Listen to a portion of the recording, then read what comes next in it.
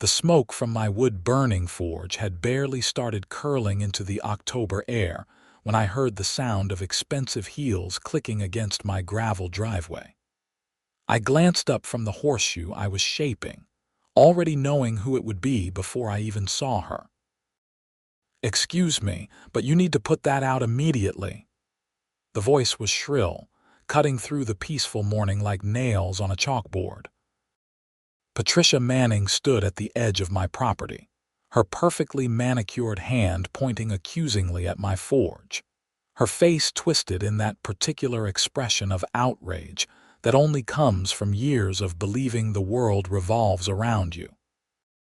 I set down my hammer and wiped the sweat from my forehead with the back of my glove. "Morning, Patricia. Something I can help you with. You know exactly what you can help me with." She stepped closer, her white pantsuit probably costing more than most people's monthly mortgage. "That smoke is drifting directly toward my house, and it is completely unacceptable. The HOA has very strict rules about air quality and nuisances."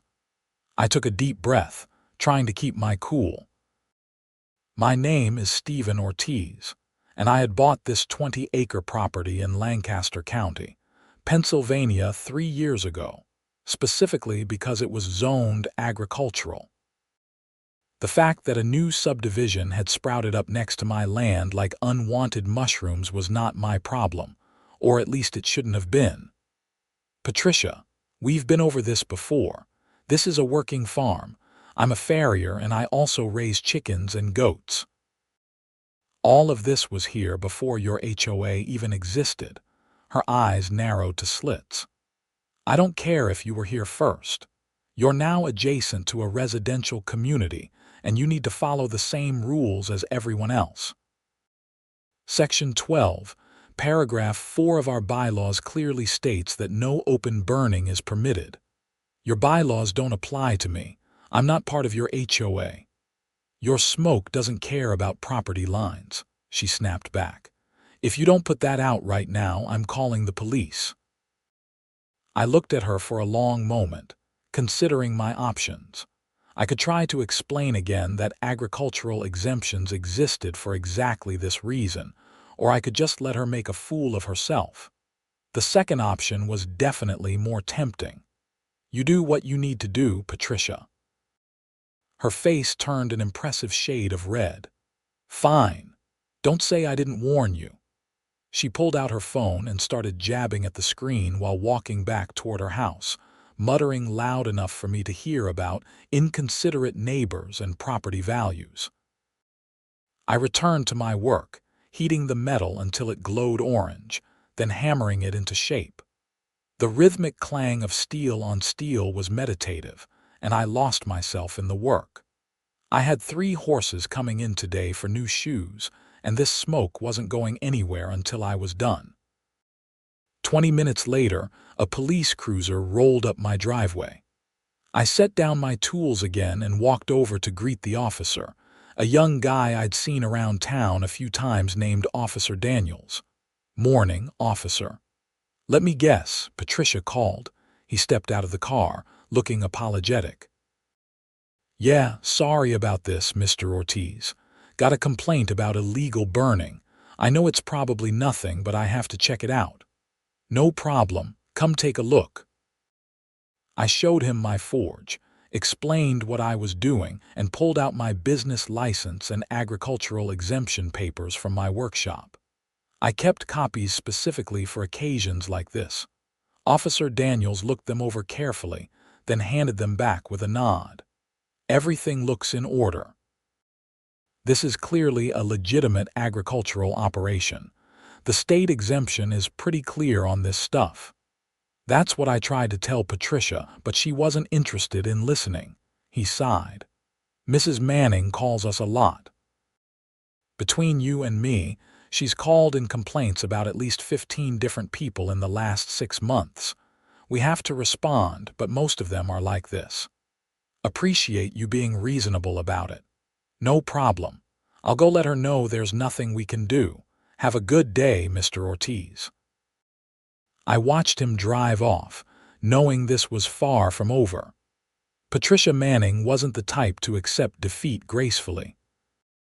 Sure enough, as Officer Daniel's car disappeared down the road, I saw Patricia storming back across the field that separated our properties, her white pantsuit now sporting grass stains around the ankles. "What do you mean there's nothing you can do?" She was shouting into her phone, presumably at the police department. "He's creating a public nuisance. I don't care about his so-called exemption." I decided to head her off at the pass this time. "Patricia, the officer confirmed everything is legal. Maybe we can talk about this like neighbors instead of enemies." She ended her call and pointed a finger at me like it was a weapon. "The only thing we need to talk about is when you're going to shut down this ridiculous operation. Nobody wants to live next to a farm." "Then maybe you shouldn't have bought a house next to one. This was supposed to be an upscale community. Your property is bringing down everyone's home values. The HOA board is going to hear about this, and we will find a way to shut you down." She spun on her heel and marched off, pulling out her phone again. I shook my head and went back to work, but I couldn't shake the feeling that this was just the beginning. Over the next week, things escalated in ways I hadn't anticipated. First, I received a cease and desist letter from the HOA's lawyer, demanding I stop all industrial activities on my property. I forwarded it to my own attorney, a sharp woman named Teresa Kingston who specialized in agricultural law. "This is completely baseless," Teresa said during our phone call. "You have every right to operate a farrier business on agricultural land. The HOA has no jurisdiction over your property whatsoever." "I know that, and you know that, but Patricia Manning seems to think she can bully me into submission. Let me handle this. I'll send them a response that makes it very clear they are wasting everyone's time." But the legal letter was just the first move. 2 days later, I woke up to find someone had filed a complaint with the county zoning board, claiming I was running an illegal commercial operation. That required me to take a day off work to attend a hearing, where I had to explain for the third time that everything I was doing was completely legal. The zoning officer, an older man named Robert Chen, looked tired as he reviewed my paperwork. "Mr. Ortiz, I don't see any violations here. Your property is correctly zoned, your business is licensed, and you're well within your rights to operate a farrier service on agricultural land. Who filed this complaint?" I think we both know the answer to that. He glanced at his computer screen and grimaced. "Patricia Manning." "Yeah, she's filed 17 complaints with various county offices in the past 2 months, most of them about you. Is there anything I can do about the harassment?" Unfortunately, filing complaints isn't illegal, even if they're frivolous. But I can note in the file that this has been investigated and resolved. If she keeps filing the same complaint, we'll start dismissing them without hearings. It was something, at least. I drove home feeling frustrated but vindicated, only to find Patricia standing in my driveway with 2 other women I recognized from the neighborhood. "Can I help you ladies?" Patricia crossed her arms. "We're here to inform you that the HOA is filing a lawsuit against you for creating a persistent nuisance that affects the quiet enjoyment of our properties." One of the other women, a blonde named Jennifer something, nodded enthusiastically. "We have documented evidence of smoke, noise, and odors coming from your property on multiple occasions." The third woman, who hadn't been introduced, held up a folder. "We also have statements from concerned residents about the decline in property values since your operation began." I felt my temper starting to rise but kept my voice level. "First of all, you're on my property without permission, which makes you trespassing. Second, my operation existed before your houses were even built. Third, agricultural operations are specifically protected under state law. Your lawsuit won't go anywhere. We'll see about that, Patricia said smugly. Our lawyer is very confident. Maybe when you're faced with expensive legal bills, you'll reconsider whether all this is worth it. That crossed a line. Are you seriously trying to bankrupt me into submission? That's your strategy. I'm simply protecting my investment and my community. You're the one being unreasonable. Get off my property. Now, Patricia's smile widened. So aggressive, maybe I should call the police again and report threatening behavior. I have cameras. I pointed to the security system I'd installed after the first few incidents. They're recording everything, including you trespassing and threatening a frivolous lawsuit. So please, call the police. I'd love to show Officer Daniels the footage. That wiped the smile off her face. The three women exchanged glances, then Patricia straightened her shoulders. You'll be hearing from our lawyer. They left, but the damage to my peace of mind was done. That evening, I sat on my porch with a beer, watching the sunset and wondering how my simple life had gotten so complicated. I'd bought this property specifically to get away from the chaos of suburban life, to work with my hands and animals, to build something meaningful. Now I was drowning in legal threats and harassment. My phone rang. It was Teresa. Steven, I just got served with the HOA's lawsuit. It's as ridiculous as we expected, but it's going to require a response. How much is this going to cost me? She was quiet for a moment. I can file a motion to dismiss pretty quickly. This type of case is exactly why agricultural protection laws exist.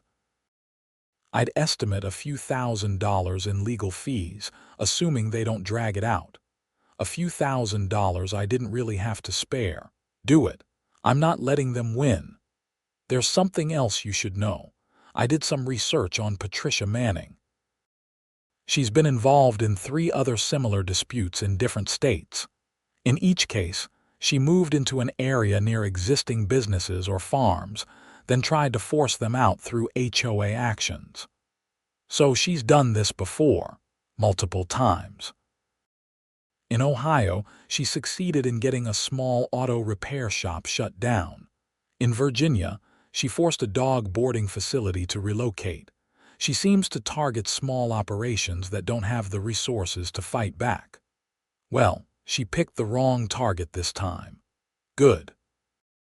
I'll start drafting the motion to dismiss. In the meantime, document everything. Every interaction, every complaint, every time she steps on your property. It could become important. I spent the next few days doing exactly that.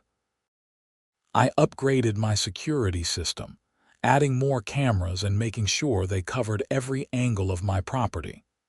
I started keeping a detailed log of every time Patricia or her HOA friends showed up, what they said and what they did.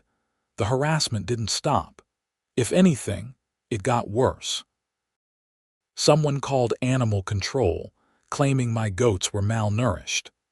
The inspector came out, took one look at my healthy, well-fed animals, and apologized for wasting my time. Someone reported me to the EPA for environmental violations. That investigation took 2 weeks and found nothing wrong. Someone even called the fire marshal, claiming I was operating a dangerous forge without proper permits. The fire marshal's inspection actually resulted in a commendation for my safety measures. Each bogus complaint cost me time, stress, and money. I had to take time off work to deal with inspectors. I had to pay Teresa for her time responding to various legal threats. The stress was affecting my sleep and my business. But I also started to notice something interesting. Not everyone in the HOA was on Patricia's side. One evening, a man from the subdivision knocked on my door. He was in his 50s, dressed in casual clothes and looked embarrassed. Mr. Ortiz, my name is David Park. I live 3 houses down from Patricia Manning. I wanted to apologize for what she's putting you through. You're not responsible for her behavior. Maybe not, but I'm part of the HOA board, and I want you to know that not all of us support this crusade of hers. Several board members have tried to get her to drop it, but she's very persistent. I appreciate you telling me that." He shifted uncomfortably. "The thing is, Patricia is the HOA president, and she has a small group of supporters who are very vocal. They've been pushing this vendetta hard, and they're using HOA funds to pay for the lawyer. A lot of us found out about the lawsuit after it was already filed." This was interesting. Is that legal? Using HOA funds without board approval? That's the thing. We're looking into it. Patricia claims she had authority to make that decision as president, but our bylaws are pretty clear that major legal actions require a full board vote. She never brought it to a vote. What does that mean for the lawsuit? David rubbed his face. "I'm not sure yet. We're meeting with our own lawyer this week to figure out our options, but I wanted you to know that this isn't about all of us being against you. Most people in the neighborhood don't care about your forge or your farm. It's just Patricia and her little group." After he left, I called Teresa and told her what I'd learned. "That's huge," she said immediately. "If the HOA president initiated legal action without proper authorization, the lawsuit could be invalid. Plus, if she's been misusing HOA funds, that could expose her to personal liability. What should I do? Nothing yet. Let this play out. If there's internal strife in the HOA, it might resolve the whole issue without us having to do much. But keep documenting everything." The next week brought even more drama. I was in the middle of shoeing a horse when I heard shouting from the direction of the subdivision. I couldn't make out the words, but it sounded heated. The argument went on for about 15 minutes, then suddenly stopped. Later that day, David Park called me. "I thought you should know, we had an emergency HOA board meeting today. It got pretty intense." "What happened?" "Patricia was removed as president. It turns out she's been mismanaging funds for months, not just for your lawsuit. She approved payments to the landscaping company owned by her brother-in-law at twice the market rate. She hired her sister as a consultant for $5,000 to review our bylaws, even though her sister has no legal background. The lawsuit against you was just the final straw." "Wow. Who's the new president?" "A guy named Marcus Thompson. He's much more reasonable. In fact, one of his first acts was to authorize me to call you and offer an apology on behalf of the HOA. We're going to be dropping the lawsuit." Relief washed over me. "I appreciate that, David. I really do. There's more. Marcus wants to meet with you. He has an idea about how to turn this whole situation around, make it actually beneficial for everyone. I'm willing to listen." The next day, Marcus Thompson came by the farm. He was a tall African-American man in his 40s, wearing jeans and a flannel shirt, looking nothing like the typical HOA president I'd imagined. "Mr. Ortiz, thanks for seeing me. I know the HOA hasn't exactly made a great first impression." "That's an understatement," he laughed. "Fair enough. Look, I bought a house in this subdivision because I wanted to escape the city, but I'm starting to realize that a cookie-cutter suburb wasn't really what I was looking for. Having a working farm next door is actually pretty cool. Tell that to Patricia." Patricia is no longer our problem, and she's about to have much bigger issues. We discovered she's been embezzling HOA funds. We're talking about tens of thousands of dollars. We've reported it to the police. Seriously, completely seriously. But that's not why I'm here. I wanted to propose something. A bunch of us in the neighborhood have kids, and they're growing up completely disconnected from where their food comes from, how things are made, all of that. What if you offered some kind of educational program? Farm tours, maybe workshops on basic blacksmithing or animal care. We'd pay for it, obviously. I hadn't expected that. You want me to teach your kids about farm life? And adults too, honestly. I'd love to learn how to shoe a horse or at least understand the process. Look, I know Patricia made your life hell, but most of us are good people who are just trying to raise our families. I think having a working farm next door could be an asset, not a problem. I thought about it. It was actually a pretty good idea. What about the smoke from my forge? I talked to the 10 houses closest to your property. Only Patricia ever really complained.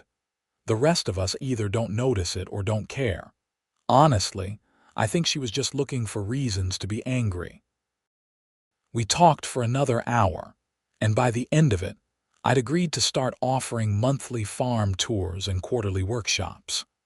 Marcus promised to spread the word through the HOA newsletter and make it clear that I was a welcome neighbor, not a nuisance to be eliminated. Over the next few weeks, things slowly improved.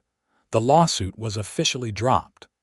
Patricia Manning was arrested for embezzlement after the police investigation confirmed she'd stolen over $40,000 from the HOA over 2 years. The charges were serious enough that she was facing real prison time. But the story didn't end there. One morning, I was preparing for my first farm tour when Officer Daniels drove up again. My heart sank, wondering what complaint Patricia had managed to file from jail. "Don't worry," he said as soon as he saw my face. "This isn't about a complaint. I need to ask you some questions about Patricia Manning." "What kind of questions?" "We're building a case against her, and it's gotten more complicated.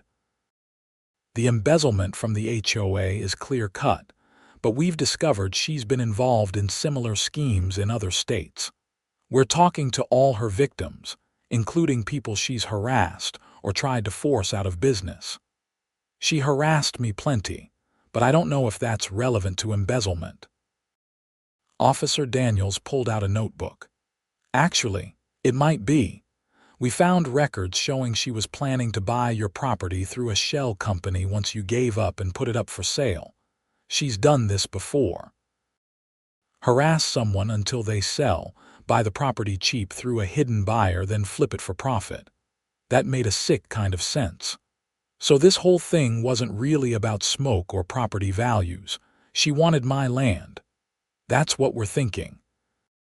Your 20 acres would be worth a lot more as an extension of the subdivision than as a farm.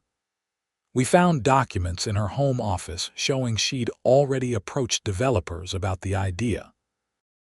I gave my statement, detailing all the harassment, the bogus complaints, the attempts to intimidate me into leaving. Officer Daniels recorded everything carefully. "This helps a lot," he said when we were done. "She's facing multiple felony charges in 3 states now. The pattern of behavior shows this wasn't just poor judgment but a deliberate criminal enterprise." After he left, I sat down on my porch steps, trying to process everything. Patricia hadn't just been a difficult neighbor or an overzealous HOA president. She'd been running a long-term con, destroying lives and businesses for profit. The first farm tour happened that weekend, and it was a huge success. 20 kids and about a dozen adults showed up, eager to learn about farm life. I showed them the goats, let them collect eggs from the chicken coop, and demonstrated how I shaped horseshoes. The kids were fascinated by the forge, their eyes wide as they watched the metal glow and transform under my hammer. One little girl, maybe 7 years old, asked me, "Did the mean lady really try to make you leave?" She did, but it didn't work. Sometimes people try to push you around, but if you stand up for what's right, things work out okay. Her mother, standing nearby, smiled. "We're really glad you didn't leave. This is so much better than another subdivision." Marcus Thompson became a regular visitor to the farm. He was genuinely interested in learning, and he had a knack for handling horses. I started teaching him basic farrier skills, and he turned out to be a natural. "You ever think about doing this professionally?" I asked him one day as he successfully trimmed a hoof under my supervision. "Sometimes, My job in IT pays well, but it doesn't exactly feed my soul.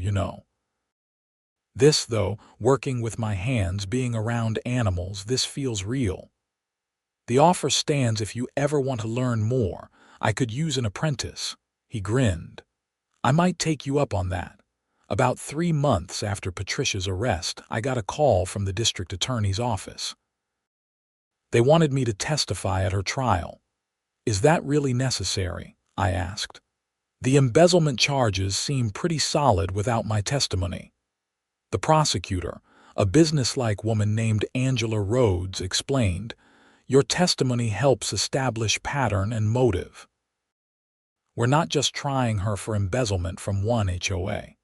We're building a case that shows she's been doing this systematically across multiple states. Your experience demonstrates her methods and intent." "When's the trial?" "2 months.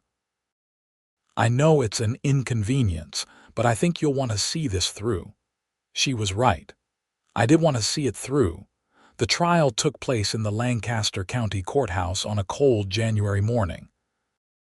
I was nervous as I walked into the courtroom, but that changed when I saw Patricia sitting at the defense table. She looked smaller somehow, diminished without her designer clothes and aggressive demeanor. She was wearing a plain blue suit, and her face was tight with stress. I testified about the harassment, the bogus complaints, the attempts to force me off my land. Patricia's lawyer tried to make it seem like a simple neighbor dispute, but the prosecutor used my testimony to connect to similar patterns in Ohio and Virginia. Other victims testified too, each one telling a similar story of harassment and intimidation. The most damning evidence came from Patricia's own records. She'd kept detailed notes about her schemes, including specific strategies for encouraging people to sell their properties. She'd even written about me in her planning documents, noting that I was stubborn but will break under sustained pressure. The trial lasted a week. The jury deliberated for less than 4 hours before coming back with guilty verdicts on all counts. The judge, a stern woman in her 60s, didn't mince words during sentencing. "Mrs. Manning, you have demonstrated a consistent pattern of predatory behavior, targeting hardworking people and attempting to destroy their livelihoods for personal profit. You've abused positions of trust, stolen from communities, and shown no remorse for your actions. I'm sentencing you to 8 years in state prison, followed by 5 years of probation.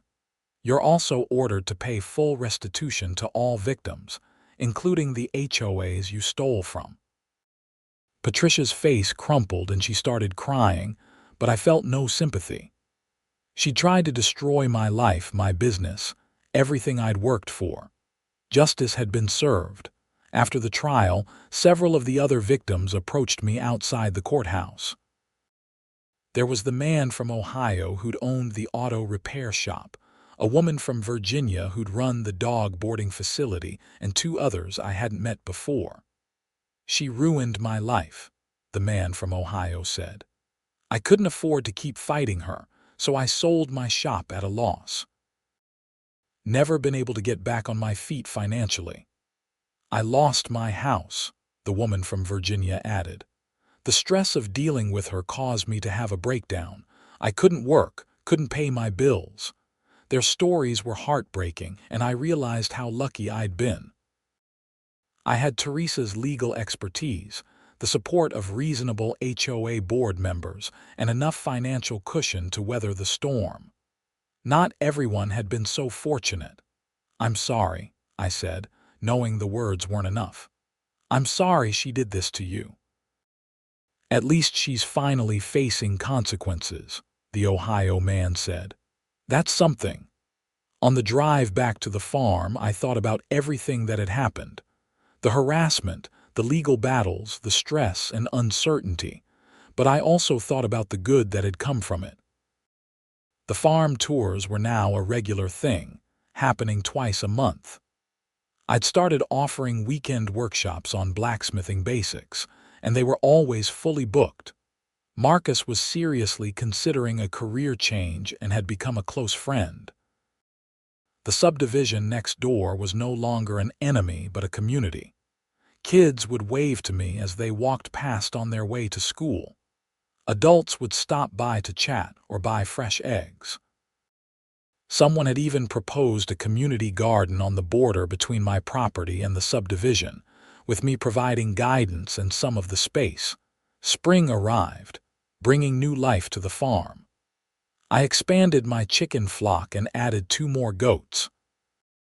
The forge was busy with work, and I'd actually had to start turning down jobs because I was so booked up. One warm April morning, I was teaching a blacksmithing workshop when I saw a familiar car pull up. Teresa Kingston got out, looking professional as always in her business suit. "Teresa, what brings you here? I thought we were done with legal drama," she smiled. "We are. This is actually a social call. I've been telling my daughter about your farm and she's been begging to visit. Any chance you have time to show us around? For you, always." "Where is she?" A girl about 10 years old climbed out of the car, looking around with wide eyes. "Is this really a farm? Where are the cows?" I laughed. "No cows, just goats and chickens. Come on, I'll show you." We spent an hour touring the property. Teresa's daughter, Emma, fell in love with the goats immediately and spent most of the time in their pen, letting them nibble at her clothes and laughing at their antics. "Thank you for this," Teresa said as we watched Emma play. "She lives in a condo in the city. She never gets to experience this kind of thing. You're welcome here anytime. Bring her by whenever you want."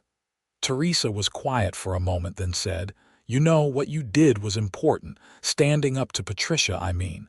A lot of people would have just given up and moved on." I almost did. There were days when it seemed easier to just sell and start over somewhere else. But you didn't. And because you didn't, Patricia's whole scheme unraveled. All those other victims got justice. That means something. She was right. It did mean something. As spring turned to summer, life on the farm settled into a comfortable rhythm. I woke each morning to the sound of roosters crowing, spent my days working with horses and shaping metal, and ended each evening on my porch, watching the sun set over my land. The HOA had elected a new board that actually functioned properly. Marcus Thompson was now vice president, and they'd implemented new rules requiring transparency and multiple approvals for any major decisions. The embezzlement had been a wake-up call, and they were determined not to let it happen again. David Park had become another regular visitor. He'd retired early from his job and was looking for new hobbies. I taught him basic animal husbandry, and he'd taken to it enthusiastically. He was now talking about getting chickens of his own. "You've inspired a lot of people," he told me one day as we were repairing a fence together. "Half the neighborhood is talking about starting gardens, getting chickens, learning traditional skills. You've changed the whole culture of this community. I just wanted to keep doing my work in peace. And in doing that, you showed everyone what was possible. That's powerful." One Saturday in July, we held a community barbecue at the farm. It was Marcus's idea, a way to bring everyone together and celebrate how far the neighborhood had come. Over 100 people showed up, families from the subdivision mixing with my farrier clients and friends from town. I stood by the grill, flipping burgers and watching kids run around my property. A year ago, I'd been fighting for survival, drowning in legal threats and harassment. Now I was surrounded by community, by people who appreciated what I was doing and wanted to be part of it. Emma, Teresa's daughter, ran up to me. "Mr. Ortiz, can I help feed the goats?" "Sure, but only if your mom says it's okay." Teresa was sitting nearby, talking with Marcus and his wife. She gave me a thumbs up and Emma raced off toward the goat pen. "You've built something special here," Marcus said, walking over with a beer in each hand.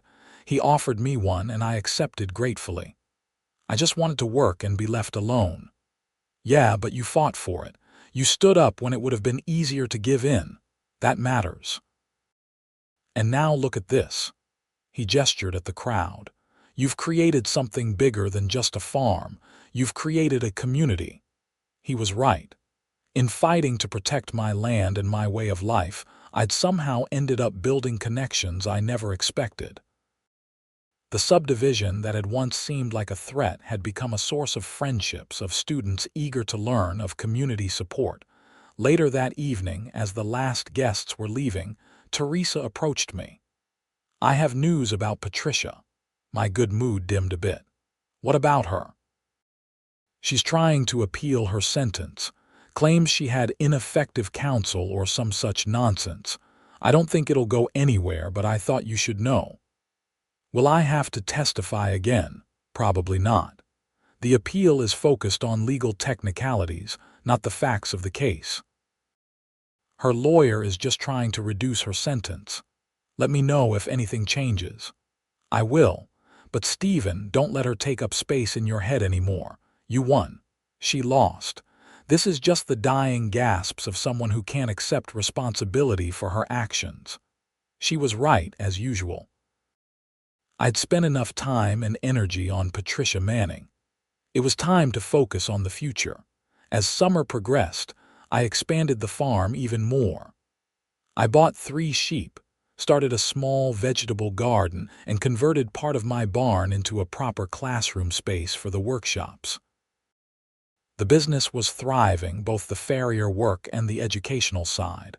Marcus finally made the decision to leave his IT job. He came by on a Thursday afternoon, grinning from ear to ear. I gave my notice today. 2 more weeks and then I'm free. Congratulations. You sure about this? More sure than I've been about anything in years. I've been saving money and my wife is supportive. I'm going to start my apprenticeship with you and then eventually maybe I'll start my own farrier business. You've got real talent for it. I think you'll do well. I hope so. But even if I don't, at least I'll be doing something I actually care about. That fall, I got an unexpected call from a reporter at the Lancaster Gazette. She'd heard about my story and wanted to write an article about how I'd stood up to HOA harassment. I don't know if I want that kind of attention, I told her honestly. I understand your hesitation, but I think your story could help other people who are dealing with similar situations. A lot of small farmers and business owners face harassment from HOAs and neighbors who don't understand agricultural exemptions. She made a good point. After discussing it with Teresa, I agreed to the interview. The resulting article ran on the front page of the local section. It detailed everything that had happened, from Patricia's initial complaints to her eventual conviction. The reporter had done her homework, interviewing Teresa, Marcus, David, and several other community members. The article painted a picture not just of conflict but of resolution and community building. The response was overwhelming. I got emails and calls from people across Pennsylvania and even other states, thanking me for standing up, asking for advice on their own HOA battles, and expressing support. A few agricultural advocacy groups reached out, asking if I'd be willing to speak at conferences about property rights and farming protections. I declined most of the speaking requests. I wasn't interested in becoming some kind of anti-HOA crusader. I just wanted to work my farm and live my life. But I did agree to talk to a few people who were facing similar harassment, offering what advice I could and connecting them with Teresa when they needed legal help. Winter arrived, bringing cold weather and a slower pace. The farm tours moved indoors, focusing on blacksmithing and traditional crafts. Marcus was proving to be an excellent student, already skilled enough to handle basic farrier work under my supervision. One December evening, David Park knocked on my door holding a bottle of whiskey. "Got time for a drink?" I wanted to talk to you about something. We sat by the fire in my living room, glasses in hand, and David told me his idea. The HOA has been talking about doing something special for you, a way to thank you for everything, and also to apologize for how Patricia treated you. That's not necessary. It wasn't the HOA's fault. Maybe not, but we want to do it anyway. We're thinking about funding a scholarship program in your name for local kids who want to learn traditional trades or agriculture. You'd help select the recipients and we'd cover the cost of their training. I was touched. That's incredibly generous. It's also self-serving. We've seen how much value you've brought to this community.